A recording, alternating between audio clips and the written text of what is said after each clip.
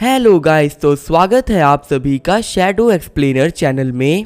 Last episode में अपन सभी ने देखा था शेफ सादा ने अपनी डिश बना ली होती है। सादा बोल रहा होता है कि मैंने यहाँ पे कोल्ड फिश की चशमी बनाई है, उम्मीद है कि आप लोगों को काफी ज्यादा पसंद आएगी। खाने को टेस्ट करने के बाद जजेस बोल रहे होते हैं सच में खाने में काफी ज्यादा टेस्टी है, इस चशमी के अंदर मसाले काफी अच्छे से मिले हुए हैं। फिर वो तीनों ही सादा को 10 of 10 दे देते हैं।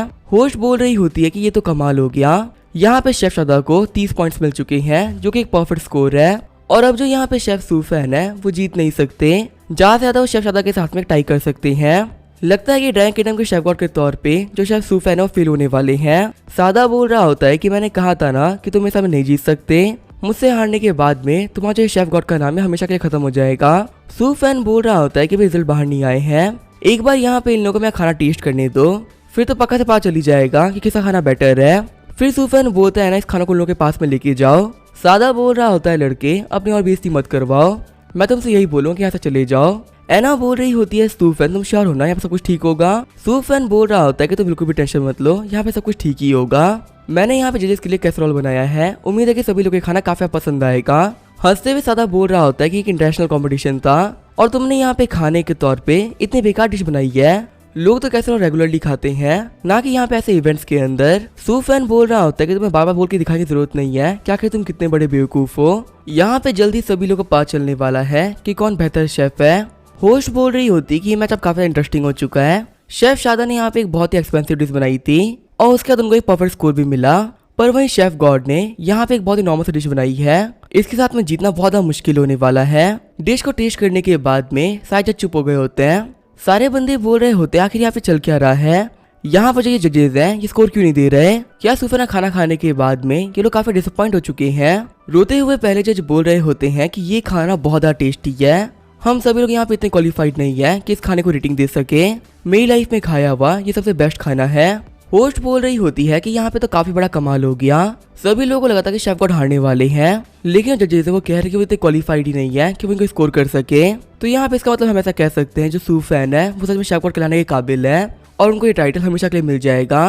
तभी होस्ट बोलती है एक सेकंड रुको, यहाँ पे एक जज ने स्कोर दिया है और सूफैन का स्कोर मिला है 9। रुगुई बोल रहा होता है कि मेरा यही मानना है कि जो टेस्ट है उतना भी कमाल का नहीं है, इसी वजह से मैं यहाँ पे इनको 9 पॉइंट्स दे रहा हूँ।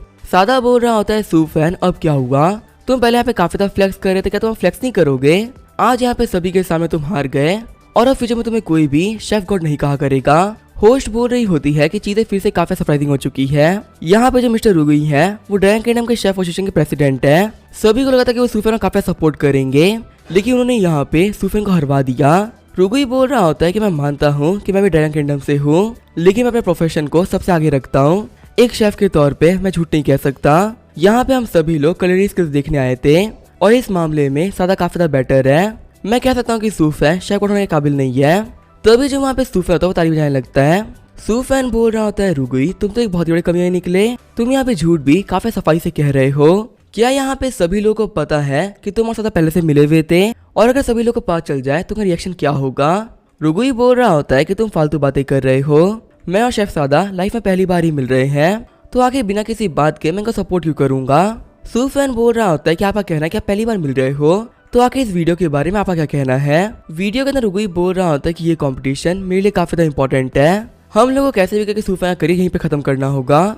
सादा बोल रहा होता है टेंशन मत लो, मेरी स्किल्स काफी ज्यादा कमाल की है, थोड़ी सी चीटिंग के साथ में हम पक्का से उसको हरा देंगे, वैसे भी सूफैन के हारने के बाद में जो शेफ गॉड का टाइटल है वो मुझे मिल जाएगा। रुगुई की करी गई बातों को ब्रॉडकास्ट में सभी लोगों ने देख लिया होता है। होस्ट बोल रही होती है कि आज यहाँ पे हम सभी लोगों को एक बहुत ही रियलिटी पता चली है, जो हमारे एसोसिएशन के प्रेसिडेंट थे रुगुई वो बाहर के लोगों के साथ में मिले हुए हैं और इसी वजह से वो शेफ गॉड को हराने का ट्राई कर रहे थे। और यहाँ पे इस वीडियो के अंदर एक और चीज पता चली है, जो उषा के पहले शेफ किंग थे उनको ही मरवाने वाले यही लोग थे। इस वीडियो में हम लोग देख सकते हैं लोग प्लानिंग कर रहे थे। सादा गुस्सा करते हुए बोल रहा होता है कमीने सूफैन मैं तुम्हें नहीं छोड़ने वाला, ये बोलते हुए अपने नाइफ के साथ में अटैक करने के लिए आगे बढ़ जाता है। होस्ट बोल रही होती है शेफ गॉड हट जाइए, आपके ऊपर अटैक होने वाला है, लेकिन तभी जो सूफैन होता है ब्लेड को 2 उंगलियों से पकड़ लेता है। सादा बोल रहा होता है कि आखिर कैसे पॉसिबल हो सकता है। होस्ट बोल रही होती है कि यहाँ पे हमारे शेफ गॉड इतने खतरनाक ब्लेड को 2 उंगलियों से ही रोक लिया, सच में जो हमारा शेफ गॉड है वो काफी ज्यादा काबिल है। फिर सूफैन अपनी उंगलियों को घुमाते हुए ब्लेड को तोड़ भी देता है। सादा बोल रहा होता है आखिर कैसे पॉसिबल हो सकता है, ये नाइफ एक एंशिएंट नाइफ था जिसको कि 1000 साल की मेहनत के बाद में फोर्ज किया गया था अपनी 2 उंगलियों के साथ में ही आखिर तुमने उसे कैसे तोड़ दिया।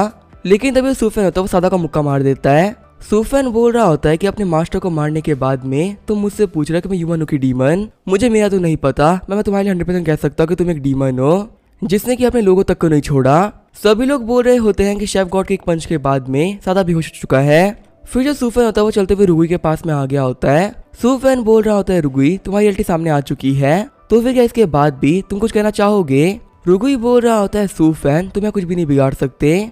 मैं ये बात मानता हूँ कि फिलहाल के लिए मुझे अरेस्ट किया जाएगा, लेकिन जो मेरे कनेक्शन है ना वो काफी ज्यादा बड़े हैं। इसी वजह से कुछ दिनों के अंदर मैं पक्का से बाहर भी आ जाऊंगा और बाहर आने के बाद में मैं तुम्हें नहीं छोड़ने वाला। मैं ये बात मानता हूँ कि तुम फाइट करने में काफी ज्यादा अच्छे हो और खुद को बचा भी सकते हो, लेकिन तुम्हारी फैमिली और फ्रेंड्स तो है ही ना, तुम हमेशा के लोगों के साथ में तो नहीं रह सकते ना। तो फिर मुझे अब बताओ क्या तुम मुझे मारना चाहोगे। और वैसे भी यहाँ पे टीवी वाले सब कुछ लाइव रिकॉर्ड कर रहे हैं, अगर तुमने मुझे मारा तो तुम भी नहीं बचने वाले। लेकिन तभी जितने भी रिपोर्टर्स होते हैं वो अपने कैमरा को साइड में कर लेते हैं। रुगुई बोल रहा होता है कि तुम सभी बहुत बड़े कमीने हो। सूफेन बोल रहा होता है कि तुम्हें देख के तुम्हें मारने का मन नहीं कर रहा था, लेकिन तुम्हारी धमकी के बाद में अब तुम पक्का से मार खाओगे। रुगुई बोल रहा होता है प्लीज ऐसा मत करो, तुम मेरे ऊपर लीगल एक्शन ले लेना पर अपने हाथ का यूज मत करो। तभी यहाँ पे सूफेन ने रुगुई की पिटाई स्टार्ट कर दी होती है।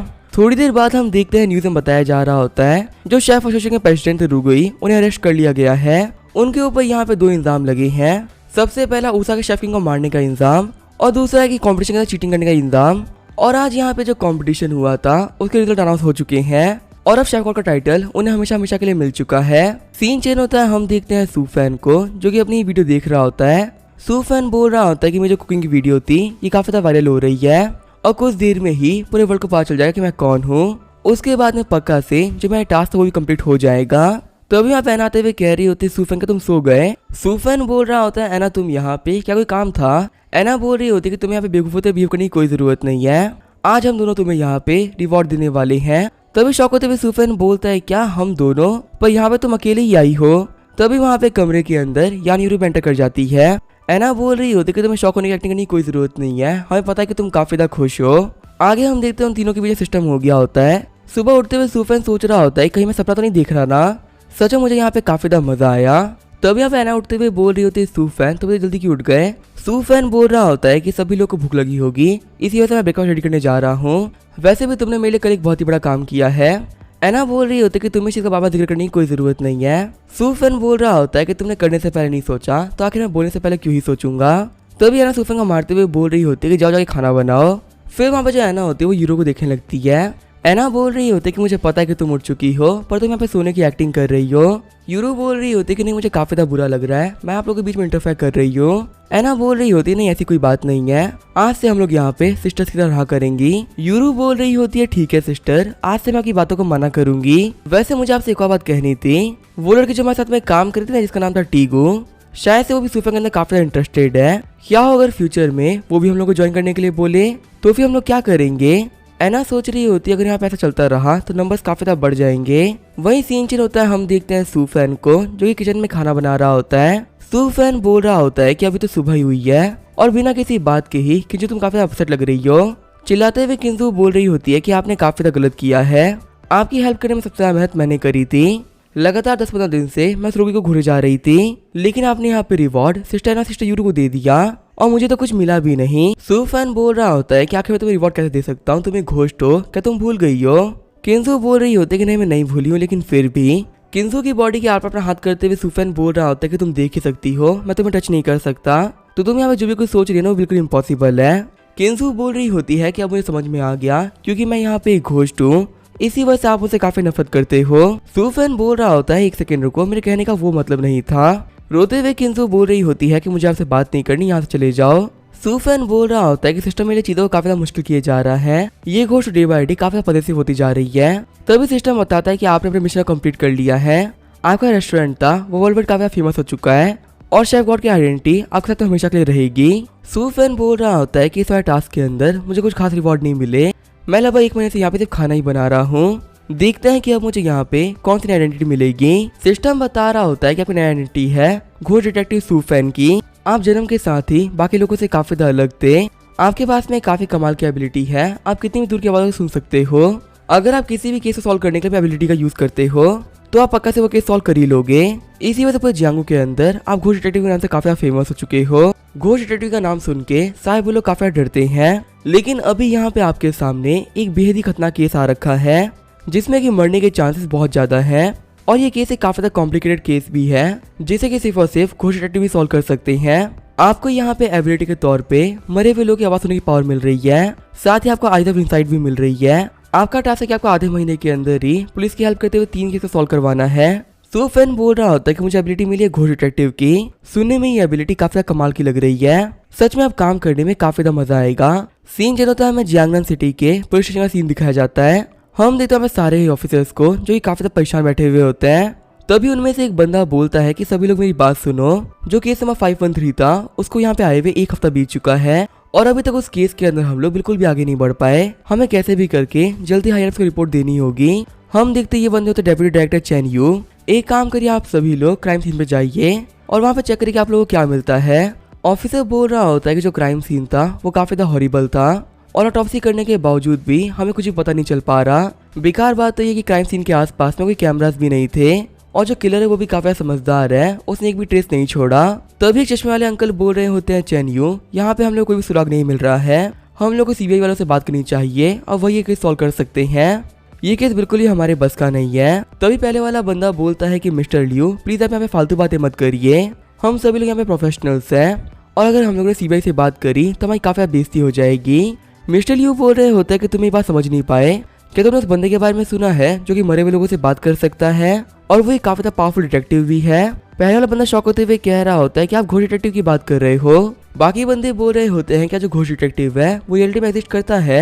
हम लोगों ने उस बंदे के बारे में काफी सारी कहानियां सुन रखी है लेकिन कभी उसको देखा नहीं। पहले वाला बंदा बोल रहा होता है कि हाँ पता तो मुझे भी कुछ नहीं उसके बारे में। मिस्टर लियू बोल रहे होता है कि उस बंदे से मिले हुए काफी लंबा टाइम बीत चुका है पर मेरी जो किस्मत थी वो काफी ज्यादा अच्छी थी। मैं उसे मीटिंग करी थी और हम लोगों ने साथ में मिलके एक बेहद ही मुश्किल केस को सॉल्व किया था। अगर उस केस के अंदर मैं अकेला होता या फिर मेरे साथ में कोई भी होता तो हम लोग पक्का से फेल हो जाते, लेकिन घोष डिटेक्टिव की होने की वजह से वो केस बेहद जल्दी सॉल्व हो गया था। तो इसी वजह से मैं गारंटी कर सकता हूँ घोष डिटेक्टिव के साथ में हम लोग फेल नहीं होंगे।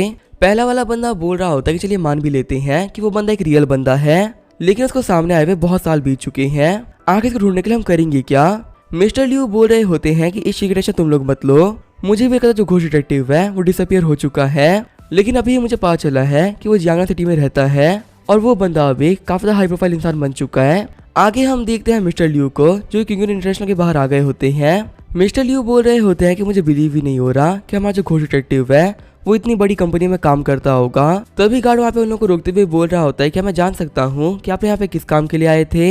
मिस्टर लियू बोल रहे होते हैं कि हम लोग पुलिस फोर्स से हैं और हमें आपके पैसे से कुछ काम था, हम उन्हीं से मिलने के लिए आए थे। गार्ड बोल रहा होता है 1 सेकंड रुकिए मैं बात करके आता हूँ। चैनियू बोल रहा होता है मिस्टर लियू क्या पागल हो चुके हो, आपको पता नहीं ये कंपनी कितनी बड़ी है और जो बंदा यहाँ का चेयरमैन होगा वो कितनी हाई पर्सनैलिटी होगा, हम जैसे ऑफिशियल से मिलना उसके लिए बिल्कुल भी इम्पोर्टेंट नहीं है। कहीं ऐसा ना कि हमारे यहाँ पे ऐसे आने की वजह से वो बंदा काफी ज्यादा गुस्सा हो जाए। अगर मुझे पता होता कि आप मुझे पैसे से मिलाने के लिए लेके आ रहे हो तो मैं तो कभी नहीं आता। मिस्टर लियू बोल रहे होता है चैनियू आप ये टेंशन क्यों कर रहे हो, बस कुछ दिन में आपको पता चल जाएगा कि मैं आपको यहाँ पे क्यों लेके आया था। वही सीन चेंज होता है, हम देखते हैं सू फैन को जो कि अपने ऑफिस में बैठा हुआ बोल रहा होता है कि मैं थका हुआ नहीं हूँ, तुम ही मसाज क्यों कर रही हो। एना बोल रही होती है कि पिछले 2 घंटे से तुम फोन पे बात किए जा रहे थे, इसी वजह तुम पक्का से काफी थक गए होगे। यूरू बोल रही होती है कि वैसे ही मसाज देने में हम लोग बिल्कुल भी नहीं थक रहे हैं। तब यहाँ पे टीकू आते हुए बोल रही होती है मिस्टर सू मैं बाहर जा रही हूँ, अगर आपको कोई भी काम हो ना तो आप मुझे बुला लीजिएगा। सू फैन बोल रहा होता ठीक है तुम जा सकती हो, फिलहाल तो मेरे पास में कोई भी काम नहीं था। जब टीकू बाहर जा ही रही होती है तब यहाँ पे दौड़ते हुए ब्रदर हु आने लगते हैं। चिल्लाते हुए ब्रदर हु बोल रहे होते हैं मिस्टर सू फैन आपको अरेस्ट करने के लिए पुलिस आई है। अभी जो वो पुलिस ऑफिसर्स है ना वो डोर पे रुके हुए हैं, तब तक के लिए बैक डोर से निकल जाइए। अभी मुझे ये तो नहीं पता कि आपने क्या क्राइम किया है, लेकिन अगर भागना ही ठीक रहेगा। शॉक होते हुए सू फैन बोल रहा होता है क्या यहाँ पे पुलिस आई है, वही मुझे अरेस्ट करने के लिए, लेकिन जहाँ तक कि मुझे याद है फिलहाल तो मैंने कुछ भी गलत नहीं किया, तो आखिर मुझे अरेस्ट क्यों करेंगे। ब्रदर हु बोल रहे होते हैं कि अभी इन सब चीजों के ऊपर बात करने का टाइम नहीं है, जो भी चीजें हैं आप गाड़ी में एक्सप्लेन कर देना, फिलहाल हम लोग कैसा चलना चाहिए। सू फैन बोल रहा होता है ब्रदर हु प्लीज शांत हो जाइए, मैं कह रहा हूँ कि मैं काफी अच्छा इंसान हूँ और मैंने कोई गलती नहीं करी, पक्का जो पुलिस है वो किसी और काम के लिए आई होगी। ब्रदर हु बोल रहे होते हैं कि मैं एक भी नहीं सुनने वाला, आपको चलना ही होगा। सू फैन बोल रहा होता है टीकू जो ऑफिस से यहाँ पे आ रखे हैं उनका वेलकम करो, तब तक के लिए मैं यहाँ पे 5 मिनट में आया। वही नीचे हम देखते हैं चैनी और मिस्टर लू को जो कि सू फैन के आने का वेट कर रहे होते हैं। चेन्यू बोल रहा होता है मिस्टर लियू आपने मुझसे एक बहुत बड़ी गलती करवा दी है। अब यहाँ पे हम दोनों के लिए बचना बिल्कुल इम्पॉसिबल हो गया है। हम लोग यहाँ पे घोष डिटेक्टिव को ढूंढने के लिए आए थे, लेकिन आपने तो इनकी कंपनी के प्रेसिडेंट को ही बुलवा लिया है। जब वो यहाँ पे आएंगे उनको पता चलेगा कि हमें उनसे कोई काम ही नहीं था, पक्का से वो काफी गुस्सा करेंगे। आज आपकी वजह से बिना किसी बात के ही हमने बहुत बड़े बिग शॉट को ऑफेंड कर दिया। मिस्टर लियू बोल रहे होते हैं चेन्यू आप शांत हो जाइए, आपको जल्दी पता चल जाएगा कि आखिर मैं ये सब क्यों कर रहा हूँ। तभी वहाँ पे सूफन आते हुए कहता है कि आप लोग को वेट कराने के लिए माफ करिएगा। तभी चेन्यू सूफन से हाथ मिलाते हुए कह रहा होता है मिस्टर सू आपको परेशान करने के लिए माफ करिएगा। सूफन बोल रहा होता है कि वैसे क्या मैं जान सकता हूँ कि आप यहाँ पे किस काम के लिए आए थे। तभी वहाँ पे चेन्यू बिल्कुल ही चुप हो जाता है। तभी वहाँ पे मिस्टर लियू खड़े होते हुए कह रहे होते हैं कि आखिर तुमने ये कैसे किया। हम लोगों को लास्ट टाइम मिले हुए बहुत साल बीत चुके हैं, लेकिन यहाँ पे 3 सालों के अंदर भी तुम्हारी एज नहीं बढ़ी। चेन्यू बोल रहा होता है मिस्टर लियू आपको पता ना आप किससे बात कर रहे हो और आखिर यहाँ पे क्या कह रहे हो। आप ही कहने का मतलब है कि जो मिस्टर सू है वही घोष डिटेक्टिव है। आगे वो सभी लोग बैठ गए होते हैं। मिस्टर लियू बोल रहे होते हैं कि आज से 13 साल पहले जियानचाई में मर्डर केस आया था। अगर उस केस के अंदर आपने हमारी हेल्प नहीं करी होती तो हमारे किलर को ढूंढना बिल्कुल ही इम्पॉसिबल था, लेकिन इतने मुश्किल केस को सॉल्व कराने के बाद में ये डिसअपियर हो गए। लेकिन कुछ दिनों पहले ही मैं एक टीवी शो देख रहा था जहाँ पे कुकिंग कॉम्पिटिशन दिखा रहा था और वहाँ पे बताया गया कि मिस्टर सू ही गॉड ऑफ कुकिंग भी है, साथ ही किंगन ग्रुप के चेयरमैन भी बन चुके हैं। मुझे तो विश्वास ही नहीं हो रहा था कि उन्होंने इतने कम टाइम के अंदर इतना कुछ अचीव कर लिया है। टीगू बोल रही होती है कि आप लोग की बातों को सुन के लग रहा है जैसे कोई इमॉर्टल लो।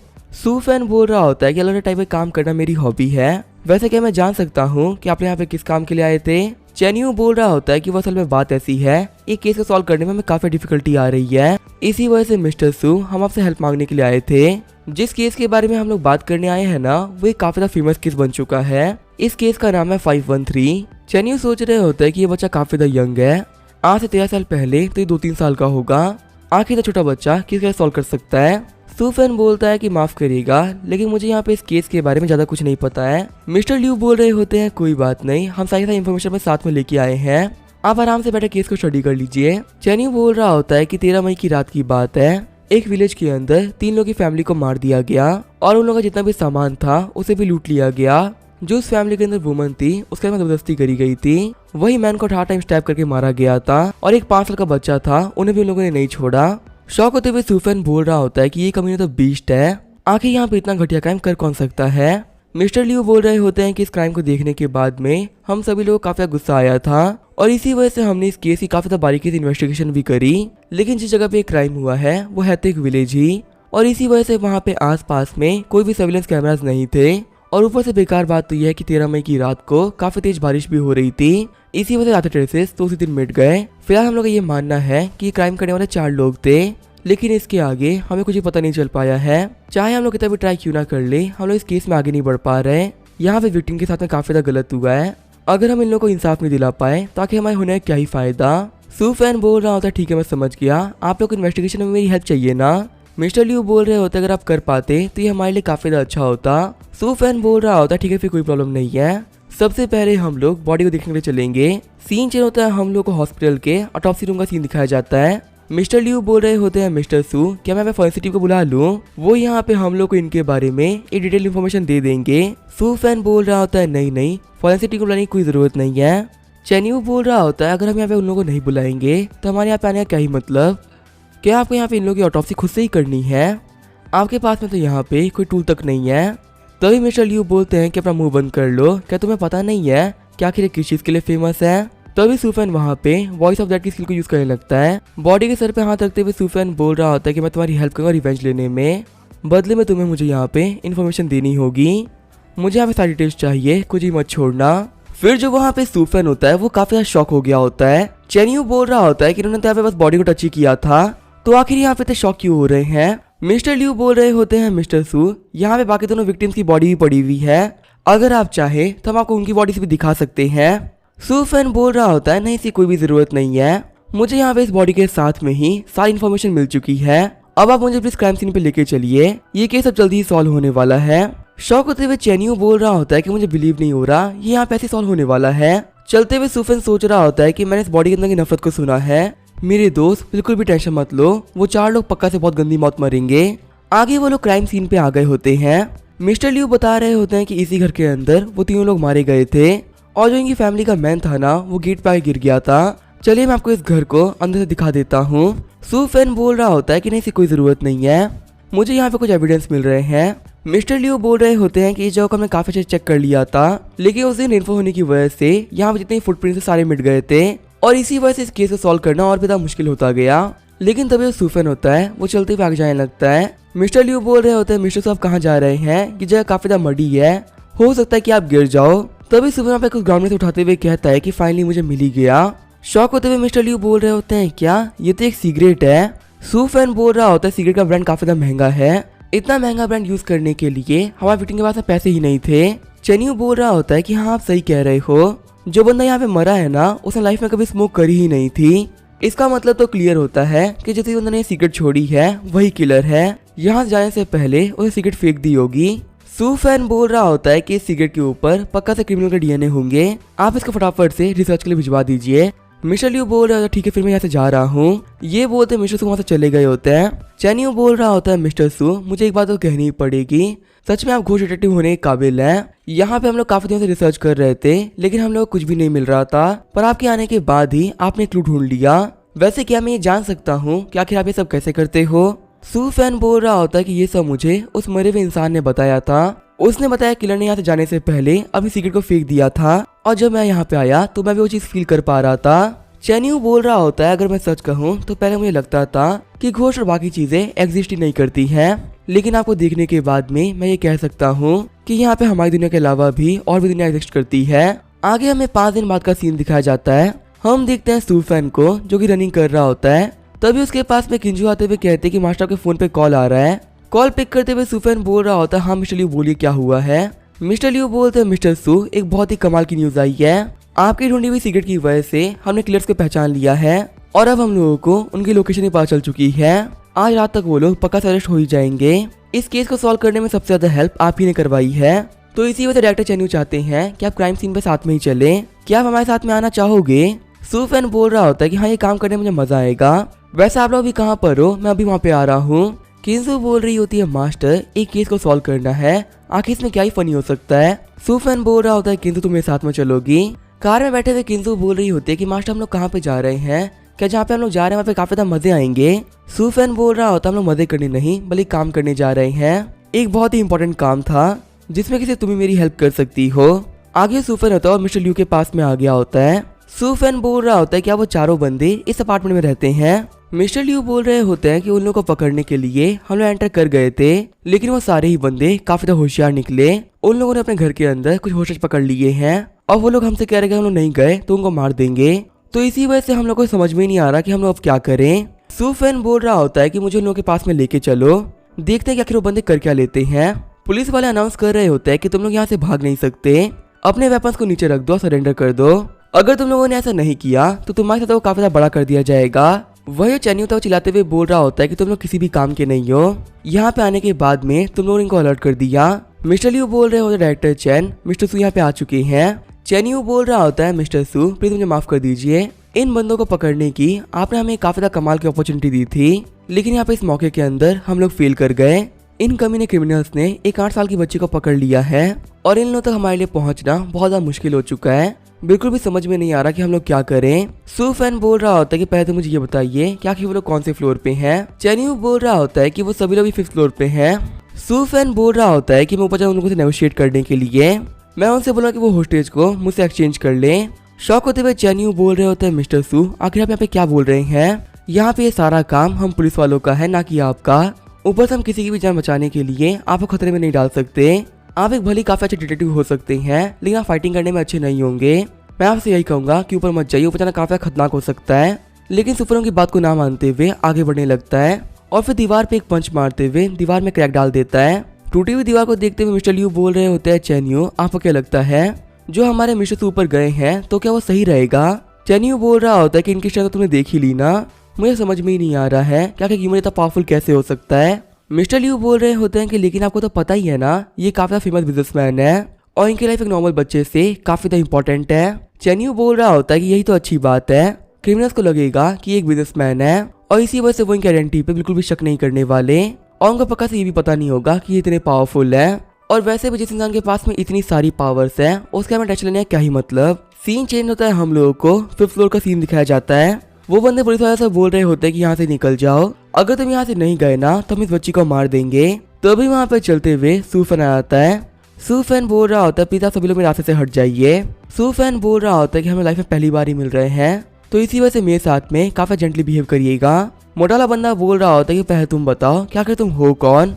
सूफन बोल रहा होता है तो काफी अफसोस की बात है कि आप मुझे नहीं जानते, मैं किंगन ग्रुप का चेयरमैन हूँ सूफन। पट्टी वाला बंदा बोल रहा होता है क्या किंगन ग्रुप, वो तो पूरे वर्ल्ड के टॉप 500 कंपनी में से एक है। तभी तीसरा वाला बंदा बोलता है कि एक सेकंड रुको मैं चेक करता हूँ कि आखिर ये कौन है। मोटा वाला बंदा बोल रहा होता है कि सच बताओ कि तुम यहाँ पे क्या कर रहे हो, इतनी बड़ी कंपनी का ओनर यहाँ पे ऐसे ही नहीं आएगा। सूफन बोल रहा होता है कि जिस बच्ची को आपने पकड़ा है वो मेरी रिलेटिव है, तो इसी वजह से मैं यहाँ पे इसको छुड़ाने के लिए आया हूँ। आप यहाँ पे इस बच्चे को छोड़ दीजिए, इसके बदले में आपको काफी सारे पैसे दे सकता हूँ, क्या 5 मिलियन काफी होंगे।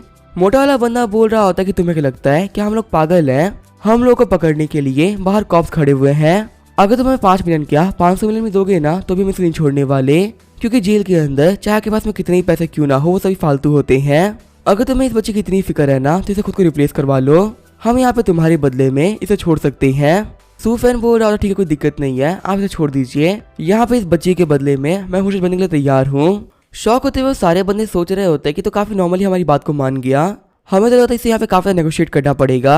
फिर सूफन के पास में बैठते हुए बोल रहा होता है कि अब सब कुछ ठीक है, वैसे आप लोग कैसा फील हो रहा है, अभी 5 मिनट पहले आपने एक बच्चे को हाईजैक कर रखा था और अब आप लोग के पास में एक विलेनर बैठा हुआ है, आप लोगों को पक्का से अच्छा तो काफी फील हो रहा होगा।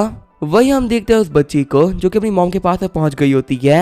मोटा वाला बंदा सोच रहा होता है कहीं मैं कोई सपना तो नहीं देख रहा ना, आखिर ये बंदा हमारे पास में ऐसे ही क्यों आ गया। सूफन बोल रहा होता है कि अब जो मैं यहाँ पे करने वाला हूँ ना वो बाकी लोगों के लिए देखना बिल्कुल भी सही नहीं रहेगा, किंतु दरवाजे को बंद कर दो। तभी जो किंजू होती है वो दरवाजे को बंद कर देती है। शौक होते हुए चारों बंदे बोल रहे होते ये क्या हुआ, दरवाजा बंद कैसे हो गया। मोटा वाला बंदा बोल रहा होता है लड़के तुम यहाँ पे क्या कर रहे हो, अगर तुमने नहीं बताया ना कि तुमने कैसे किया है मैं तुम्हें पक्का से स्टैप कर दूंगा। सूफन बोल रहा होता है कि मैं तो नहीं बताने वाला, तुमने स्टैप करने का ट्राई कर लो। फिर सुबह में स्पीड का यूज करते हुए एक झटके में वहां से हट जाता है और फिर आगे बढ़ते हुए उस मोटे बंदे को एक बहुत ही खतरनाक मुक्का मार देता है। सारे बंदे आगे बढ़ते हुए बोल रहे होते हैं इस कमीने को मार दो, ये हमारे ऊपर काउंटर अटैक कर रहा है। सूफन बोल रहा होता है ये पंच उस बच्चे के लिए था जिसको तुमने मार दिया था, वो सिर्फ 5 साल का था, उसकी कोई गलती भी नहीं थी। फिर टकला बंदा होता है सूफन के ऊपर अपने डैगर से अटैक करता है, लेकिन उसके अटैक को डॉज करते हुए सूफन दूसरे बंदे को मुक्का मार देता है। सूफन बोल रहा होता है ये उस डेड वुमन के लिए था। फिर वो तीसरे बंदे को कोनी मारते हुए कह रहा होता है कि ये हिट उस बंदे के लिए था जो कि अपनी फैमिली को प्रोटेक्ट कर रहा था। तभी जिनमें से लास्ट वाला बंदा बचा हुआ होता है वो बोलता है कि तुम मुझे तो नहीं मारोगे ना, हमने यहाँ पे से 3 लोगों को ही मारा था और उसके हिसाब से तुमने 3 लोगों की पिटाई कर दी है, मतलब मैं एक एक्स्ट्रा बंदा हूँ ना। सूफन बोल रहा होता है कि तुम्हारी सोच तो काफी बड़ी है, ये पंच उस लड़की के लिए जिसको तुमने किडनैप किया था, अगर मैं यहाँ पे नहीं आया होता तो तुम पक्का से उसको ही मार देते। मार खाने के बाद में वो बंदे बोल रहे होते हैं कि अब तो बता दो क्या आखिर तुम हो कौन। सूफन बोल रहा होता है कि मैं काफी अच्छा इंसान हूँ जो कि लॉस के हिसाब से सारे काम करता है, और कमाल की बात तो ये है कि मैं वो काम भी कर सकता हूँ जो कि पुलिस भी नहीं कर सकती। क्या तुम्हें यहाँ पे अब मेरे बारे में और भी कुछ जानना है। मोटा वाला बंदा बोल रहा होता है कि मैं अपने क्राइम को कन्फेस नहीं करने वाला, भले मैं मारा भी क्यों ना जाऊं, मुझे पूरा भरोसा कि 3 लोगों को मारने के लिए हम चारों तो नहीं मरने वाले, अगर हम में से कोई एक भी बाहर आ गया ना तो तुम्हारा ग्रुप नहीं बचने वाला, हम तुम्हारी कंपनी के हर एक बंदे को मार देंगे। गुस्सा करते हुए सूफन बोल रहा होता है क्या अभी तुमने क्या कहा। मोटा वाला बंदा बोल रहा होता है अगर तुम्हें दम होना तो हमें अभी मार दो, हम लोग को मारने के बाद में ये लॉ तुम्हें भी नहीं छोड़ेगा, मुझे पता भले तुमने हमारी कितनी पिटाई क्यों ना कर ली हो पर तुम हमें मार नहीं सकते। सूफन बोल रहा होता है कि मरने जैसी चीज तुम्हारे लिए काफी ज्यादा चीप हो चुकी है, तुम्हारे घटिया क्राइम के लिए तुम्हें लाइफ टाइम पे करना होगा, किंतु मैं यहाँ से जा रहा हूँ, बाकी काम तुम संभाल लेना। ये बोलते हुए सूफन बाहर आ गया होता है। ऑफिसर बोल रहे होता है मिस्टर सूफन आखिर अंदर क्या चल रहा है, क्या हम अंदर जा सकते हैं। सूफन बोल रहा होता है नहीं आप लोग को नहीं जाना चाहिए, अभी उन 4 लोगों को थोड़ा टाइम चाहिए, थोड़ी देर के तो खुद ही बाहर आ जाएंगे। वो बंदे बोल रहे होते क्या ये बंदा पागल था, ये ऐसे ही बाहर चला गया, और इसने बोला किंजू मैं यहाँ से जा रहा हूँ, लेकिन यहाँ पे किंजू तो है ही नहीं, मैं तो हम चारों के अलावा किसी को देख ही नहीं पा रहा हूँ। तभी वहाँ पे किंजू अपीयर होते हुए कह रही होती क्या मैं तुम लोग को नहीं दिख रही हूँ, एक बार तुम लोग मुझे पीछे मुड़ के देखो। वो बंदे सोच रहे होते हैं कि हमें क्रीपी सी आवाज कहाँ से आ रही है और आखिर हम लोग को ये ठंड क्यों लग रही है। फिर कमरे के अंदर से उन लोगों की चिल्लाने की आवाजें आती है। सूफन सोच रहा होता है किंतु तुम अपना काम काफी अच्छे से कर रही हो। आगे हम देखते हैं रात हो गई होती है। न्यूज रिपोर्टर बता रही होती है कि जो केस नंबर 513 था वो फाइनली सॉल्व हो चुका है और आज शाम को पुलिस ने ही 4 क्रिमिनल्स को पकड़ लिया। कमाल की बात यह कि वो चारों ही बंदे पागल हो चुके हैं और अब उनके साथ में क्या होने वाला है ये हम राइटर चैनल से जानेंगे। चेन्यू बोल रहा होता है कि चारों सस्पेक्ट काफी ज्यादा फालतू बातें कर रहे हैं और ऐसा इसी वजह से क्योंकि उन्होंने विक्टिम के साथ में बहुत ही गलत काम किया था। ये यहाँ पे खुद को इतना गिल्टी मान रहे हैं कि ये लोग पागल हो चुके हैं। पुलिस अपना बेस्ट ट्राई करेगी ताकि इन लोग को ठीक करके एक प्रॉपर सजा दी जा सके। सूफेन बोल रहा होता है कि डायरेक्टर चेन्यू है वो तो एक्टिंग करने में काफी ज्यादा अच्छे हैं। वो यहाँ पे इतनी सफाई झूठ बोल रहे हैं कि एक बार के लिए तो मैं ही बेवकूफ बन गया था। तभी सूफेन के पास में किंजू आते हुए बोल रही होती है, मास्टर आखिर मैंने कैसा काम किया। सूफेन बोल रहा होता है कि तुमने इस वक्त बहुत ही कमाल काम किया है। किंजू बोल रही होती है, अगर ऐसी ही बात है तो मैं रिवॉर्ड कहाँ पर है। किंजू बोल रही होती है, मास्टर अगर आपने मुझे रिवॉर्ड नहीं दिया ना तो मैं आपसे कभी भी बात नहीं करूंगी। तभी सूफेन ने वहाँ पे किंजू को किस कर लिया होता है। फिर वहाँ पे उनका अपना सिस्टम स्टार्ट होने ही वाला होता है। तभी सूफेन के फोन पे कॉल आ जाता है। सूफेन बोल रहा होता है, किंजू माफ करना कॉल आ गया, पक्का से कॉल काफी इंपॉर्टेंट होगा। कॉल पे सूफेन बोल रहा होता है, टीगू तुमने काफी टाइमली कॉल किया, तुम्हारी कॉल की वजह से मैं यहाँ पे बच गया। टीगू बोल रही होती है, मिस्टर सू मुझे आपकी हेल्प चाहिए, मैं अभी यहाँ पे काफी बड़े खतरे में हूँ। सीन चेंज होता है, हम देखते हैं टीगू को जो कि वॉक करते हुए जा रही होती है। वहीं एक बंदा लगातार टीगू का पीछा कर रहा होता है। डर के मारे टीगू वहाँ पे दौड़ने लगती है। वही वो बंदा सोच रहा होता है कि लड़की चाहे तुम कितना ट्राई क्यों ना कर लो, आज तो मेरे हाथों से नहीं बच सकती। फिर वो बंदा टीगू का पीछा करते करते उसे काफी ज्यादा करीब आ गया होता है और फिर वो टीगू को पकड़ भी लेता है। टीगू सोच रही होती है, प्लीज कोई मेरी हेल्प कर दो, लेकिन तभी वहाँ पे सूफेन अपनी कार्स को लेके आ जाता है। सूफेन बोल रहा होता है, ऐसे कचरा लोग हर जगह प्रेजेंट है, लेकिन यहाँ पे इस बंदे को नहीं पता कि इसे जिसको पकड़ा है वो मेरी सेक्रेटरी है और मैं अपने लोगों को कुछ भी नहीं होने दूंगा। वो बंदा बोल रहा होता है, मेरे पास से मत आना वरना मैं इसे मार दूंगा। लेकिन तभी सूफेन एक पत्थर फेंकते हुए उसके हाथ से डैगर हटा देता है और आगे बढ़ते हुए डैगर को पकड़ लेता है। सूफेन बोल रहा होता है, अब बताओ क्या आखिर तुम हो कौन। आगे सूफेन उस बंदे को बांध के अपने गोडाउन में लेके आ गया होता है। सूफेन बोल रहा होता है कि अब यहाँ पे सब कुछ ठीक है, चलो मुझे फटाफट से बताओ कि तुम टीगू का पीछा क्यों कर रहे थे। वो बंदा बोल रहा होता है कि मैं तो यहाँ पे बस पैसे चोरी करने आया था, मुझे और कुछ नहीं करना था। लेकिन तभी सूफेन उस बंदे के पाँव में डैगर डाल देता है। रोते हुए वो बंदा बोल रहा होता है कि तुमने क्या कर दिया, मुझे काफी पेन फील हो रहा है। सूफेन बोलता है कि मैं तुम्हें यहाँ पे एक और चांस दे रहा हूँ, अब मुझे बताओ कि तुम यहाँ पे क्या करने के लिए आए थे। वो बंदा बोल रहा होता है कि मैं पहले लड़कियों का पीछा करता हूँ और उन लोगों को कैसे भी करके एक सुनसान एरिया में लेके जाता हूँ और फिर मैं क्या करता हूँ आपका आइडिया होगा ही। सूफेन बोल रहा होता है कि ये काम तुम कितनी बार कर चुके हो। वो बंदा बोल रहा होता है कि मैं ये काम तकरीबन 8 बार कर चुका हूँ, लेकिन ब्रदर प्लीज मुझे माफ कर दीजिए, आज के बाद मैं कभी भी काम नहीं करूंगा, अब से मैं काफी अच्छे इंसान की तरह रहा करूंगा। ब्रदर हु बोल रहे होते हैं, मिस्टर सू मुझे आपको कुछ बताना था, अभी कुछ दिनों पहले ही एक स्टोरी काफी ज्यादा वायरल जा रही थी, अलग अलग जगहों पे 6 लड़कियों की बॉडीज मिली है और जैसा कि इस बंदे ने बताया उन लोगों के साथ सेम काम किया गया था। लगता है कि उन सभी के साथ में वो सब करके उनको मारने वाला यही बंदा था। सूफेन बोल रहा होता है कि तुमने यहाँ पे 6 जिंदगियां ले ली है, अब तुम मुझे बताओ कि तुम इसके लिए पेबैक कैसे करोगे, कि तुम्हारे पास में कोई भी तरीका है पेबैक करने का। वो बंदा बोल रहा होता है, ब्रदर आप जो भी कहोगे मैं कर सकता हूँ, लेकिन प्लीज आप मुझे यहाँ पे मारना मत। सूफेन बोल रहा होता है कि तुम सही कह रहे हो, मैं तुम्हें नहीं मारने वाला, मैं बस तुम्हें यहाँ पे उतना ही पेन दूंगा जितना कि तुम्हारी वजह से बाकी सारे लोगों को मिला है। वो बंदा बोल रहा होता है, प्लीज ऐसा मत करिए, मैं आज के बाद कभी भी ऐसी गलती नहीं करने वाला। सूफेन बोल रहा होता है, यहाँ पे 6 काफी तगड़े बंदों को भेज दो जो कि यहाँ पे इस कमीने क्रिमिनल का अच्छे से ख्याल रख सके। आगे सूफेन होता है वो गोडाउन से बाहर आ गया होता है, अंदर से आवाजें आ रही होती है, ऐसा मत करो, मैं यहाँ पे कन्फेस करने के लिए तैयार हूँ, पर मुझे माफ कर दो। गाड़ी में बैठते हुए सूफेन बोल रहा होता है कि टीगू तुम बिल्कुल भी टेंशन मत लो, अब तुम पूरी तरह सेफ हो। लेकिन जो वहाँ पे टीगू होती है वो काफी ज्यादा घबराई हुई होती है। सूफेन सोच रहा होता है कि किसी भी इंसान का एक ऐसा बंदा पीछा करे तो सच में वो काफी डर जाएगा। ऊपर टीगू के घर पे कोई रहता भी नहीं है, तो इसे यहाँ पे अकेला छोड़ना एक बहुत ही बड़ी बेवकूफी होगी। सूफेन बोल रहा होता है, एक काम करते हैं तुम मेरे साथ मेरे घर पे चल जाओ। आगे सूफेन टीगू को अपने घर पे लेके आ गया होता है। सूफेन बोल रहा होता है, आराम से चलो, डरने की कोई जरूरत नहीं है, यहाँ पे तुम पूरी तरह सेफ हो। सूफेन बोल रहा होता है कि आज चलकर तुम यहाँ पे गेस्ट रूम में सो सकती हो, मैं इसके पास वाले कमरे में अगर कोई भी काम हो ना तो तुम मुझे बुला लेना। लेकिन तभी टीगू सूफेन को पकड़ते हुए बोल रही होती है कि आप यहाँ से मत जाइए, मुझे काफी डर लग रहा है। आगे हम अगले दिन देखते हैं सुबह हो गई होती है। सूफेन बोल रहा होता है, कल की रात तो मैं काफी थक गया था, लेकिन तभी शौक होते हुए बोलता है कि ऐना तुम यहाँ पे क्या कर रही हो। ऐना बोल रही होती है, यहाँ पे मच्छर कब से जा ही नहीं रहा है, मैं इसी को मार रही हूँ। सूफेन सोच रहा होता है कि सुबह सुबह एक किचन नाइफ के साथ में कौन मच्छर को मारता है। तभी यहाँ पे यूरू सूफेन के ऊपर गर्म पानी फेंक देती है। सूफेन बोल रहा होता है, यूरू आखिर तब तुम क्या कर रही हो। यूरू बोलती है, तुम्हें दिख नहीं रहा है, मैं यहाँ पे पानी फेंक रही थी। सूफेन बोलते, लेकिन तुमने जो पानी फेंका है ना वो बॉइलिंग वाटर था और ये पानी मेरे लिए काफी खराब हो सकता था, तुमने इसे टैब में क्यों नहीं फेंका। तभी यहाँ पे आते हुए बोल रही होती है कि तुम्हारा क्वेश्चन काफी अच्छा है, तो यहाँ पे हम लोग को बताओ कि तुमने अपने टीगू को घर क्यों नहीं भेजा। तुम ऑलरेडी यहाँ पे 2 नाव पे सवार होकर चल रहे हो, कि तुम्हारे लिए इतना काफी नहीं था कि तुम्हें यहाँ पे एक तीसरी नाव और चाहिए। लगता है कि हमें यहाँ पे तुम्हारी तीसरी टांग काटनी ही पड़ेगी। वरना तुम ऐसे ही नहीं रुकने वाले। सुफेन बोल रहा होता है प्लीज तुम लोग शांत हो जाओ, जैसा तुम लोग सोच रहे हो ना वैसा कुछ भी नहीं हुआ है, मैं तो बस यहाँ पे टीकू को शांत करवा रहा था और कुछ नहीं। एना बोल रही होती है कि हमने सुबह तुम्हें और टीकू को देखा था, हम तुम्हें बिलीव नहीं कर सकते। आगे जो एना होती है वो अपनी स्कूल आ गई होती है। तो यहाँ पे सुफेन आते हुए कह रहा होता है क्या तुम कैसी हो, तुम बका से पढ़ाई करते करते काफी थक गई होगी। लेकिन तभी एना उसे क्रॉस करते और चली जाती है। एना सोच रही होती है कि मैं सुफेन को ऐसी माफ नहीं करने वाली, इस वजह से बहुत बड़ी गलती करी है। सुफेन बोल रहा होता है लगता है सच में काफी ज्यादा गुस्सा हो गई है। एना बोल रही होती है कि एक फ्लावर का बुके देके तुम चाहता मैं तुम्हें माफ कर दूं, इस चीज के सपने देखो। लेकिन तभी यहाँ पे सुफेन आते हुए एना को उठा लेता है।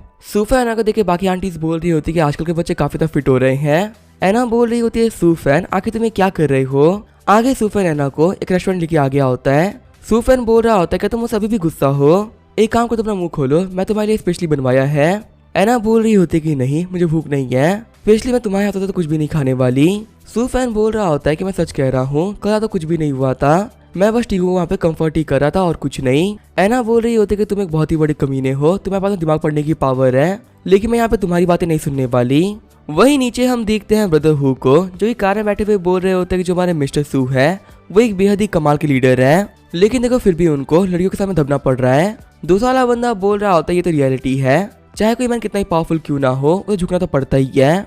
ब्रदर हु बोल रहे होते हैं कि तुम्हारा जो फोन इतना पुराना कब से हो गया, और देखने में ये तुम्हारा पहले वाला फोन भी नहीं लग रहा है। वो बंदा बोल रहा होता है लीडर ये मेरा फोन नहीं है, आपको याद होगा कल हमने एक बंदे को पकड़ा था, ये उसी का फोन है। यहाँ पे इस फोन के अंदर काफी ज्यादा कमाल के गाने थे, तो उसी को ट्रांसफर करने के लिए मैंने इसे अपने पास में रख लिया, आज शाम को जाकर मैं इसे सी में फेंक दूंगा।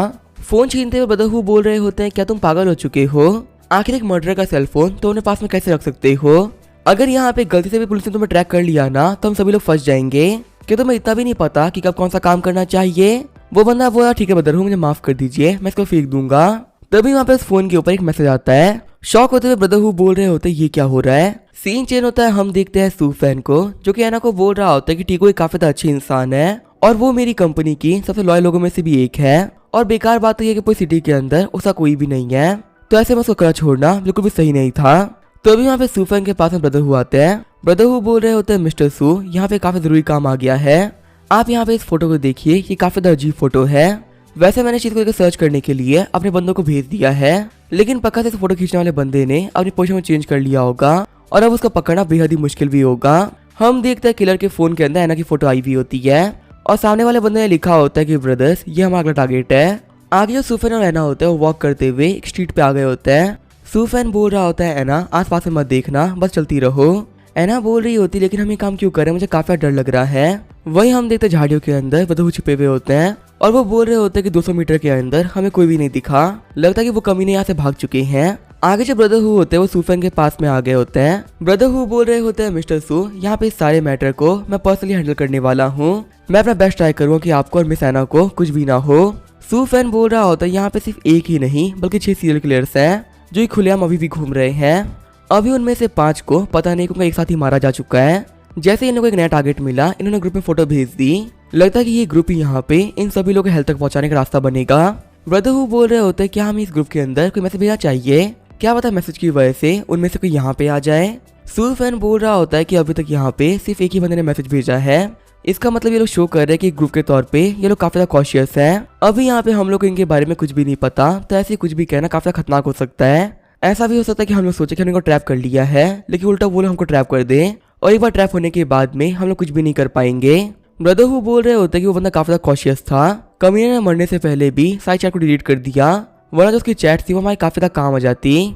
सुफेन बोलता है क्या मुझे कल वाले बंदे की बॉडी मिल सकती है। ब्रदर हु बोल रहे होते हैं कि हाँ उसे केज में बंद करके हमने सी में फेंक दिया था, लेकिन पक्का से भी उसकी बॉडी किनारे पे ही होगी, तब आपको मिल सकती है।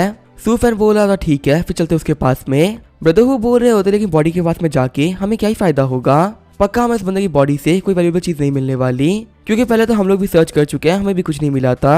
सुफेन बोल रहा होता मुझे क्लू की जरूरत ही नहीं है, मैं जाकर उस बॉडी से बात करूंगा। शौक होते ब्रदर हु सोच रहे होते हैं क्या मैं सही सुना, ये बॉडी से बात करने वाले हैं। आगे हम देखते हैं वो सी के किनारे आ गए होते हैं और उन्होंने बॉडी को बाहर निकाल लिया होता है। बॉडी को देखते हुए ब्रदर हु बोल रहे होते हैं कि बॉडी का तो काफी खराब हो चुकी है। सुफेन बोल रहा होता है इसी कंडीशन से मुझे कोई फर्क नहीं पड़ता, मुझे तो बस यहाँ पे इसको टच ही करना है। ये बोलते हुए सुफेन बॉडी का हाथ पकड़ लेता है। जब सुफेन मेमोरीज को चेक करता है तो वो देखता है कि ये सभी लोगों ने मास्क लगा रखे होते हैं और रियलिटी में ये लोग भी एक दूसरे को नहीं जानते। सिर्फ अपने घटिया इरादों को पूरा करने के लिए इन लोगों ने ग्रुप बना रखा है। हाथ को छोड़ते हुए सूफियान बोल रहा होता है, सच में ये कमीना काफी इंटरेस्टिंग है। ये लोग यहाँ पे इतना खतरनाक काम कर रहे हैं लेकिन फिर भी इन्हें एक दूसरे के बारे में नहीं पता। ब्रदरहुड बोल रहे होते हैं कि आखिर ये कैसे पॉसिबल हो सकता है। यहाँ पे 6 के 6 बंदे एक दूसरे को नहीं जानते हैं, तो आखिर यहाँ पे ये लोग ये सारे काम कर कैसे पा रहे थे। सूफियान बोल रहा होता है ये 6 बंदे ऑनलाइन मिले थे और इन लोग एक दूसरे का सिर्फ कोडी नेम पता है, रियल नेम नहीं पता। जैसे ही किसी बंदे को एक कमा का टारगेट मिलता है वो उसका फोटो खींच लेता है और फिर उस फोटो को खींच के ग्रुप में डाल देता है। जब भी लोग एक्शन लेने का वक्त आता है तो ये लोग मास्क पहन लेते हैं जिससे कि ये लोग अपना रियल फेस किसी को ना दिखा पाए। अब जाके मुझे समझ में आया कि यहाँ पे कोई भी मैसेज करके बात क्यों नहीं कर रहा है, क्योंकि जब आप एक दूसरे को जानते ही नहीं हो तो आखिर आप बात क्या करोगे। तभी सूफियान मैसेज करता है कि मैंने इन्वेस्टिगेशन को कंप्लीट कर लिया है। तुमने जिस टारगेट की फोटो भेजी थी ना वो किंग मुई विला में रहती है। कल हम लोग ये काम काफी आराम से कर सकते हैं। बाकी बंदे मैसेज कर रहे होते हैं, रैट तुम फाइनली सामने आ गए। अगर तुम मैसेज नहीं करते तो हमें लगता कि तुम पकड़े जा चुके हो। वही कुछ बंदे मैसेज कर रहे होते हैं कि मैं तो भागने का प्लान कर भी रहा था। चौथा बंदा मैसेज कर रहा होता है कि जो कम्युनिटी है ये मेरे घर के काफी ज्यादा पास में है और इस वाली टारगेट काफी ज्यादा प्यारी भी है। इसके साथ मजे करने में बहुत ही मजा आने वाला है। सूफियान बोल रहा होता है ये सारे ही बंदे बहुत बड़े कमीने हैं, मुझे यहाँ पे इन लोगों को बहुत ही खतरनाक सबक सिखाना ही पड़ेगा। ब्रदरहुड बोल रहे होते हैं कि सबक सिखाने का मतलब क्या है, क्या यहाँ पे हम लोगों को इन लोगों के ऊपर की टिकट काट देनी है। सूफियान बोल रहा होता है कि मैं तुम्हें पहले भी कह चुका हूँ ना कि मैं काफी ज्यादा अच्छा इंसान हूँ, मैं आप ऐसा कोई भी काम नहीं करूंगा जो कि लॉ के खिलाफ हो। हमें बस यहाँ पे इन लोगों को सबक सिखाना है और फिर इन लोगों को सरेंडर भी करवा देना है। सूफियान सोच रहा होता है कि सिस्टम के इस टास्क में मैं ज्यादा मेहनत भी नहीं करी, लेकिन गॉड ने इस बार मेरी काफी ज्यादा हेल्प करी है और इसके बाद में सिर्फ और सिर्फ एक ही केस बचेगा जो कि मैं कभी भी काफी आराम से सॉल्व कर सकता हूँ।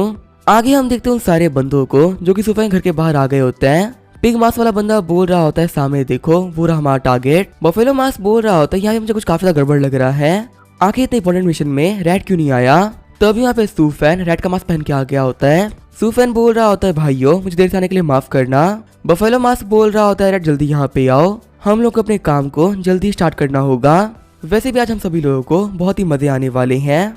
फिर वहाँ पे वो सभी लोग घर के अंदर एंटर कर गए होते हैं। सूफियान बोल रहा होता है कि हम लोग जल्दी करनी होगी। आगे वो सभी लोग रूम में एंटर कर गए होते हैं। हॉर्स मास्क बोल रहा होता है क्या ये वो कमरा है, पर जब हम लोगों ने नीचे से देखा था तो यहाँ पे लाइट जल रही थी, तो अचानक से यहाँ पे लाइटें बंद कैसे हो गई। तब यहाँ पे हॉर्स मास्क के सर पे कोई बंदूक रख देता है। घबराते हुए हॉर्स मास्क बोल रहा होता है आखिर ये कौन है। फिर वहाँ पे उस कमरे की लाइटें ऑन हो जाती है और हम देखते हैं वो पूरा कमरा सूफियान के बॉडीगार्ड से भरा हुआ होता है।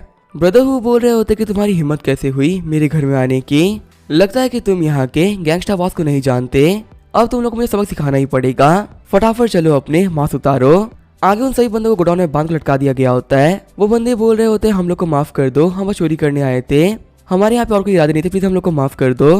तभी उनमें से एक बंदा बोलता है कि रैट कहाँ पर है, वो यहाँ पे क्यों नहीं आया, कहीं ऐसा तो नहीं कि हम लोगों को रैट ने फंसा दिया हो। दूसरा वाला बंदा बोल रहा होता है वो हमें क्यों फंसाएगा, वो तो हमारे बारे में जानता तक नहीं था। तभी एक बंदा बोलता है कि हम पांचों तो यहीं पर है पर रैट यहाँ पर नहीं है, कैसे तुम्हें पता नहीं चल रहा है कि उसने हमें फंसा दिया है। तभी वहाँ पे उस कमरे का दरवाजा खुलता है और सूफियान के बॉडीगार्ड रैट को घसीटते वहाँ पे लेके आने लगते हैं। रैट की बॉडी को देखते हुए वो सभी लोग काफी डर गए होते हैं। वो बंदे बोल रहे होते हैं कि आखिर कोई भी इंसान किसी को ऐसे कैसे पीट सकता है। ब्रदरहुड बोल रहे होते हैं कि मैं यहाँ पे तुम सभी लोग काफी खतरनाक दर्द देने वाला हूँ, ताकि अपनी लाइफ में तुम लोग कभी भी झूठ ना बोलो। इतनी कम एज के अंदर तुमने चोरी सीख ली है ना, अब तुम्हारी इस गंदी आदत को मैं छुड़वाऊंगा। पहला वाला बंदा बोल रहा होता है ये लोग यहाँ पे रैट को टॉर्चर कर रहे थे, इसी वजह से हमारे साथ में रैट नहीं था। दूसरा वाला बंदा बोल रहा होता है हमने बहुत बड़ी गलती कर दी घर में आके, ये डायरेक्टली बंदों को मार रहे हैं, बचने का मौका भी नहीं दे रहे। ब्रदरहुड बोल रहे होते ये तो गया, अब तुम्हारा क्या सोचना है। वो बंदे बोल रहे होते हैं कि तुम बहुत ही बड़े कमीने हो, तुमने रैट को जान से मार दिया, तुम लोग यहाँ पे कमीने मर्डरर्स हो। चिल्लाते हुए ब्रदरहुड बोल रहे होते कि मर्डरर यहाँ पे मैं नहीं बल्कि तुम लोग हो, तुम लोगों ने साथ में मिलके 6 लड़कियों की जान ली है और मैं तुम्हारे से बीच से काफी नफरत है जो कैसे घटिया काम करते हो। तुम सभी लोग यहाँ पे मरना डिजर्व करते हो, तुम लोगों की किस्मत काफी ज्यादा अच्छी है। मेरे फौजी टेलर ने कहा था कि इस साल मैं यहाँ पे 4 लोगों को नहीं मार सकता, अगर उनकी बात की वैल्यू नहीं होती तो तुम्हें से कोई बचा नहीं होता। अब मुझे यहाँ पे तुम बताओ कि तुम में से सबसे कम गिल्टी कौन है। तभी उनमें से एक बंदा बोलता है कि 6 के 6 बार मैंने तो कुछ किया ही नहीं है, मैं तो बस यहाँ पे इन लोगों के सब करते हुए देख रहा था और कुछ नहीं। बाकी बंदे बोल रहे होते हैं कि तुम फालतू बातें कर रहे हो, 2 लड़कियों को पकड़ने वाले ही तुम थे। तभी उन्हें टकला वाला बंदा बोल रहा होता है कि 6 के 6 क्राइम के अंदर हम सभी मिले हुए थे, लेकिन एक बार था जबकि मैं एब्सेंट था, तो इसी वजह सबसे कम गिल्टी मैं हुआ। तभी उनमें से एक बोलता है कि फालतू बातें मत करो, हमारे पहले 8 पार्टनर्स हुआ करते थे जिनमें से 2 को तुमने मार दिया था और फिर तुमने ये बात मानी भी नहीं कि उन लोगों को तुमने मारा था। टकला वाला बंदा बोल रहा होता है कि इसके बारे में तुम्हें कैसे पता चल गया। फिर वो सारे बंदे एक दूसरे के ऊपर नाम लगाने लगते हैं। उन सभी लोग क्राइम को सुन के ब्रदरहुड काफी गुस्सा हो गए होते हैं। ब्रदरहुड सोच रहे होते हैं कि इन कमीनों ने अपनी लाइफ के अंदर कभी कोई अच्छा काम किया ही नहीं है, ये सभी लोग सिर्फ अपने गुनाह ही गिना रहे हैं। फिर वो सभी लोग यहाँ पे बोलते बोलते काफी थक गए होते हैं। ब्रदरहुड बोल रहे होते हैं कि फाइनली तुम लोगों की बातचीत यहाँ पे खत्म हो ही गई, लगता है कि तुम्हें से यहाँ पे कोई भी तैयार नहीं है अपनी रियलिटी सामने रखने के लिए। लंबे वाला बंदा बोल रहा होता है कि मुझे पता है कि तुम हम लोग को मारने वाले हो और यहाँ पे ये सारी चीजें तुम मजे के लिए कर रहे हो, तो फालतू यहाँ पे अपना हमारा टाइम वेस्ट क्यों ही करना, हमें मार दो। ब्रदरहुड बोल रहे होते हैं फालतू बातें मत करो, मैं काफी अच्छा इंसान हूँ और मैं हमेशा लॉ को मानने काम करता हूँ, मैं तुम्हें से किसी को भी नहीं मार सकता। तभी यहाँ पे सू फैन चेन्यू को लेके आता है। सू फैन बोल रहा होता है मिस्टर चेन्यू क्या जो इतने एविडेंस है वो काफी रहेंगे, अपने गुनाहों के बारे में इन सभी लोगों ने ब्रीफली बता दिया है। डायरेक्टर चेन्यू बोल रहे होते हैं मिस्टर सू आपका बहुत बहुत शुक्रिया, आपने हमें बहुत ही कमाल का एविडेंस दे दिया है, अब यहाँ पे इनमें से कोई भी नहीं बचने वाला। फिर वहाँ पे पुलिस एंटर करते हुए बोल रही होती है कि फाइनली 5 बंदे भी पकड़े गए, हमारा एक बहुत ही बड़ा केस फाइनली सॉल्व हो गया। सीन चल होता है हमें एना के घर का सीन दिखाया जाता है। टीवी के ऊपर चेन्यू बोल रहे होता है कि हम सभी पुलिस वालों ने काफी केयरफुल इन्वेस्टिगेशन करी थी और उसके बाद फाइनली जाके हम इन गैंग को पकड़ पाए। यहाँ पे इन 6 कमीने बंदों ने बहुत सारे लोगों को मारा है और जल्दी हमारा लॉ डिसाइड कर लेगा कि इनको क्या पनिशमेंट देनी है। पर मैं यहाँ पे आप सभी लोगों से कह सकता हूँ कि इन लोगों को कड़ी से कड़ी सजा मिलेगी। एना बोल रही होती है सू फैन क्या सच में ये हो सकता है, 6 लोग जो कि साथ में मिलकर काम कर रहे थे वो किसी को जानते ही नहीं थे। सू फैन बोल रहा होता है हाँ ये हो सकता है, मैंने यहाँ पे इन लोगों के बारे में केस स्टडी करी थी, ये सभी लोग इंटरनेट में मिले थे और इन सभी के इरादे बिल्कुल सेम थे, तो इसी वजह से ये घटिया काम करने में एक दूसरे की हेल्प कर रहे थे। ऐसे करके यहाँ पे इन सभी लोगों ने बहुत सारे घटिया क्राइम किए। तभी वहाँ पे एना के घर पे एना की मॉम आ जाती है। एना की मॉम बोल रही होती है कि पक्का तुम लोग काफी ज्यादा भूख लगी होगी, सू फैन आज मैं तुम्हारे लिए बहुत ही कमाल की फिश बनाने वाली हूँ। सू फैन बोल रहा होता है आंटी इस दिक्कत लेने की कोई जरूरत नहीं है, वैसे ही मैं एना को यहाँ पे डिनर पे जाने के लिए आया था। आंटी बोल रही होती है कि आखिर तुम यहाँ पे क्या बात कर रहे हो, वैसे ही फ्यूचर में तुम्हारी शादी होने ही वाली है, तो उसके बाद में तुम लोग हमें डिनर पे जाया ही करोगे, तो एटलीस्ट शादी से पहले घर पे खाना खाओ, ये तुम्हारे लिए काफी ज्यादा अच्छा होगा। एना बोल रही होती है मॉम आखिर आप कैसे बातें कर रही हो, अभी यहाँ पे हम दोनों ही स्कूल में पढ़ रहे हैं, शादी करने के लिए अभी मैं काफी ज्यादा यंग हूँ। एना की मॉम बोल रही होती है अगर तुमने मेरी बात के लिए मना किया ना तो तुम्हारी शादी कभी भी नहीं होगी, तो इसी वजह से मेरे पास में और खाना बनाने में हेल्प करवाओ। एना बोल रही होती नहीं मॉम मैं आपकी बात नहीं मानने वाली, मैं सूफा के साथ में छत पे जा रही हूँ और प्लीज वहाँ पे आके हम लोग को डिस्टर्ब मत करना। एना की मॉम बोल रही होती ये बच्ची तुम्हारी बात नहीं मानने वाली, जियायुन आके तुम कहाँ पे जा रहे हो, तुम मेरे प्यारे बेटे तुम पक्का से मेरी हेल्प करोगे। जियायुन सोच रहा होता है कि एना के चक्कर में मैं फंस गया। सूफन एना के कमरे में आते हुए बोल रहा होता है कि तुम्हारा कमरा तो काफी नॉर्मल है, आखिर तुम मुझे यहाँ पे आने के लिए इंसिस्ट क्यों कर रही थी, तुम्हें नीचे जाके अपनी मॉम की हेल्प भी करा देनी चाहिए, वैसे भी अकेले आखिर कब तक काम करेंगी। एना बोल रही होती है कि बदों की हेल्प करवा देंगे, आगे हम देते वहाँ पे सिस्टम हो गया होता है। नीचे आते हुए सूफन बोल रहा होता है कि मुझे तो मजा आ गया। तभी जियायुन बोलता है कि क्या तुम लोगों का काम खत्म हो गया, और मुझसे यहाँ पे ये मत कहना कि तुम बजाय कुछ भी नहीं कर रहे थे, मैं इतना बड़ा बेवकूफ नहीं हूँ। सच में सूफन तुम्हें काफी ज्यादा हिम्मत है, तुम्हें ये बात पता है कि पूरी फैमिली नीचे बैठी हुई है, फिर भी वो तुम ये सब कर रहे हो। हंसते हुए सूफन बोल रहा होता है बिग ब्रदर आखिर आप कैसी बातें कर रहे हो, मैं तो बस रूम विजिट करने गया था और कुछ नहीं। तभी जियायुन बोलता है कि ये कमीना फिर से जेल से बाहर आ गया। न्यूज में बताया जा रहा होता है कि चेन ताइयान जो कि ताइयान ग्रुप के चेयरमैन है, उन्हें कोर्ट ने कम एविडेंस होने की वजह से बाइज्जत बली कर दिया है। जियायुन बोल रहा होता है कि मुझे काफी ज्यादा गुस्सा आ रहा है, ये कमीना फिर से बच गया। सूफन बोल रहा होता है चेन ताइयान आगे से क्या कर दिया था जिसकी वजह से जेल हो गई थी। जियायुन बोल रहा होता है कि ये कमीना चेन ताइयान एक बहुत ही बड़ा बीस्ट है, ये अपने साथियों के वाइफ के साथ में मजे करता है और जो इस चीज के लिए मना कर देता है उसको ये मार भी देता है। बेकार बात है कि इसके ये सारे कारनामों के कोई एविडेंस ही नहीं होते, इसी वजह से बहुत सारे लोगों के वाइफ के ऊपर फिर से दिक्कत आ चुकी है। सूफन बोल रहा होता है कि घटिया कामों के बारे में आपको कैसे पता चल गया। जियायुन बोल रहा होता है कि हम सभी लोग बिजनेस कम्युनिटी से हैं और एक ही कम्युनिटी का होने की वजह से यहाँ पे जितनी भी चीजें होती है उसके बारे में हमें पता रहता है। हम देते न्यूज में चेन ताइयान बोल रहा होता है कि जैसा कि मैंने आप सभी लोगों से कहा था, मुझे हमारे देश की जस्टिस के ऊपर पूरा भरोसा है, जब मैंने कुछ गलत किया ही नहीं तो मैं जेल में रहूंगा क्यों। आप देख सकते हैं कि आज फाइनली मैं बाहर आ चुका हूँ। तभी यहाँ पे चेन ताइयान के ऊपर अंडा फेंक देता है। एक आंटी चलाते हुए बोल रही होती है कमीने कहीं के, मेरे बेटे ने तेरे लिए काफी मेहनत से काम किया था, लेकिन तूने मेरी डॉटर इन लोग के साथ में क्या क्या नहीं किया और उसके बाद में उन लोग को मार भी दिया। तेरे ऐसा घटिया इंसान मैंने आज तक कभी नहीं देखा, शायद हमारी कंट्री का जो लॉ है वो अंधा हो चुका है जो तेरे को छोड़ रहा है। चैन ताइयान बोल रहा होता है ओल्ड लेडी फालतू बातें मत करिए, आप देख ही सकती हैं यहाँ पे लॉ ने मुझे छोड़ दिया है और यहाँ पे मेरे खिलाफ कोई एविडेंस भी नहीं है, मतलब मैं काफी ज्यादा अच्छा इंसान हूँ, बिना किसी बात के आप सभी लोगों के सामने मुझे डिफेम नहीं कर सकती। और वैसे भी आप बोले ना कि आपके बेटा मेरी कंपनी में काम करता था, उसके फ्रिंडल के लिए मैं काफी सारे पैसे भेज दूंगा जिससे कि उसकी आत्मा को शांति मिल जाए। वो आंटी बोल रही होती है कि तुम एक बीस्ट हो और तुम एक बहुत ही गंदी मौत मरोगे। जाते हुए चंतायान बोल रहा होता है कि मैं भी वेट कर रहा हूँ कि आखिर मैं कब मरता हूँ। चिढ़ते हुए जियायुन बोल रहा होता है ऐसे घटिया लोगों को लेके हम लोग कुछ नहीं कर सकते। मुझे यहाँ पे इतना कमजोर फील हो रहा है जितना आज तक कभी नहीं हुआ था। अगर मेरे हाथ में होता ना तो मैं इस बंदे को पक्का से मार चुका होता। सू फैन सोच रहा होता है कि मुझे यहाँ पे अगला शिकार मिल चुका है, अब ये बंदा मेरे हाथों से तो नहीं बचने वाला। अब यहाँ पे इसका क्या होगा वो हम देखेंगे नेक्स्ट एपिसोड में। तो तब तक के लिए बाय और स्टे ट्यून।